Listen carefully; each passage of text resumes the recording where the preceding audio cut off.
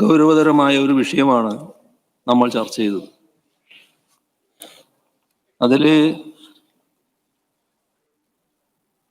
ബഹുമാനായ മുൻ പ്രതിപക്ഷ നേതാവ് തുടങ്ങി ഇപ്പോഴത്തെ പ്രതിപക്ഷ നേതാവ് വരെയുള്ള ആൾക്കാർ ചർച്ച നടത്തിക്കഴിഞ്ഞു. ഈ രണ്ടുപേരുടെയും ചർച്ചയിൽ തന്നെ ഒരു വ്യത്യാസം കാണാം സർ. അപ്പോൾ സാധാരണ നിരക്ക് നമ്മുടെ ചർച്ച എങ്ങനെയാണ് വേണ്ടത് എന്ന് കേരളം പ്രതീക്ഷയോടെ നോക്കിക്കൊണ്ടിരിക്കുന്ന ഒന്നാണിത്.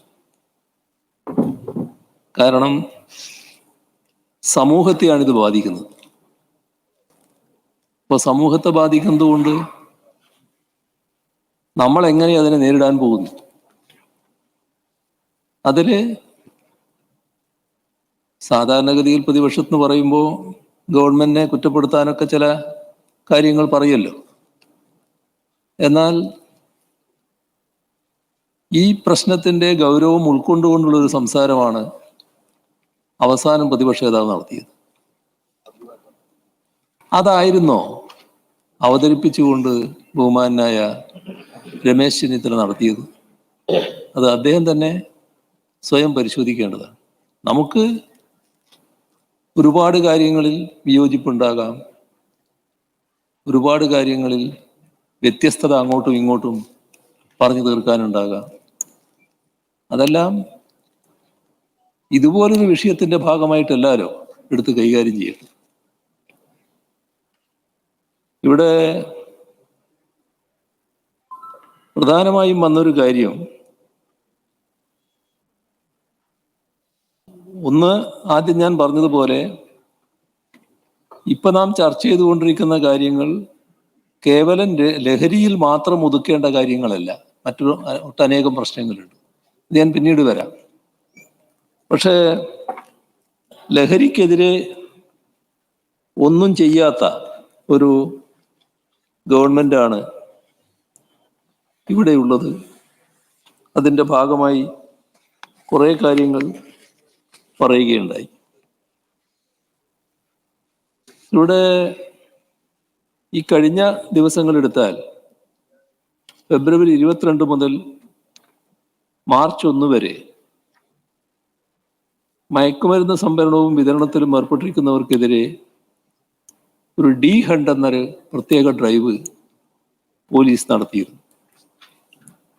ഈ ഡ്രൈവിന്റെ ഭാഗമായി 17,246 പേരെ പരിശോധിക്കാൻ കഴിഞ്ഞു.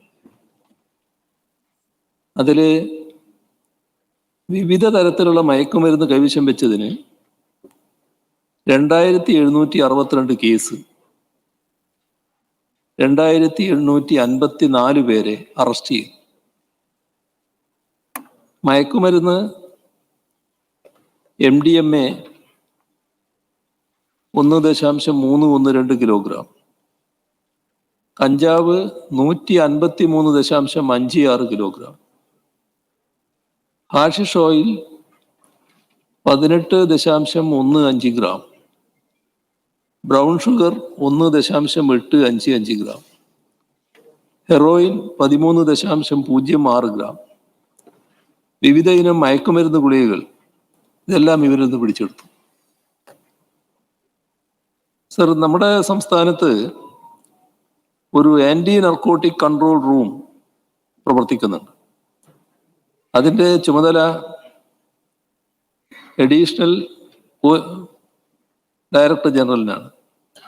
ക്രമസമാധാന ചുമതലയുള്ള ADGP ആണ് അതിൻ്റെ ചുമതല. അദ്ദേഹത്തിൻ്റെ നേതൃത്വത്തിലാണ് ഈ കൺട്രോൾ റൂം 24 മണിക്കൂർ നേരവും പ്രവർത്തിക്കും. ഒരു നമ്പർ ഇതിൻ്റെ ഭാഗമായി കൊടുത്തിട്ടുണ്ട്: 94 97 92 77 97. ഈ നമ്പറിലേക്ക് നൽകുന്ന എല്ലാ സന്ദേശങ്ങളും രഹസ്യമായി സൂക്ഷിക്കുക. അപ്പോൾ പൊതുജനങ്ങൾക്ക് മയക്കുമരുന്ന് സംബന്ധിച്ച എല്ലാ വിവരങ്ങളും ഈ സംവിധാനം വഴി അറിയിക്കാനാവും. സർ, ഈ കേസുമായി ബന്ധപ്പെട്ട NDPS കേസുകൾ എടുത്ത് പരിശോധിച്ചാൽ 2024 ഡിസംബർ 31 വരെ, അതായത് ഈ സർക്കാരിൻ്റെ കാലത്ത്, 2021 ശേഷം 87,702 കേസുകൾ രജിസ്റ്റർ ചെയ്തിട്ടുണ്ട്. ഇതിൽ 87,389 കേസുകളിൽ 94,886 പേരെ പ്രതി ചേർത്തു. 93,599 പേരെ അറസ്റ്റ് ചെയ്യുകയും ചെയ്തു. ഇത് ഈ ഘട്ടത്തിൽ കഴിഞ്ഞ 8 വർഷം എന്ത് ചെയ്തു എന്ന് ചോദിച്ചല്ലോ. കഴിഞ്ഞ സർക്കാരിന്റെ കാലം 2016 മുതൽ 21 വരെ